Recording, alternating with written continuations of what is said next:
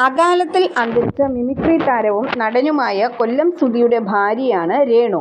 സമൂഹമാധ്യമങ്ങളിൽ ഫോട്ടോഷൂട്ടും റീൽസുകളും ഷോർട്ട് ഫിലിമുകളുമായി സജീവമാണ് രേണു.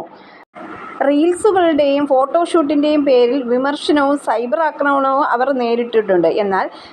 എന്നാൽ വിമർശനങ്ങളൊന്നും തന്നെ ബാധിക്കില്ല എന്നാണ് രേണു സുധി പറയുന്നത്. മക്കൾക്ക് വേണ്ടിയാണ് ഇപ്പോഴുള്ള ജീവിതമെന്നും ഇപ്പോഴിതാ താൻ ട്രെയിനിൽ നിന്ന് വീണു എന്ന വിവരമാണ് രേണു പങ്കുവച്ചിരിക്കുന്നത്. പ്ലാറ്റ്ഫോമിലേക്ക് ലഗേജുകളുമായി ചാടി ഇറങ്ങിയപ്പോഴാണ് തലയിടിച്ചു വീണത്.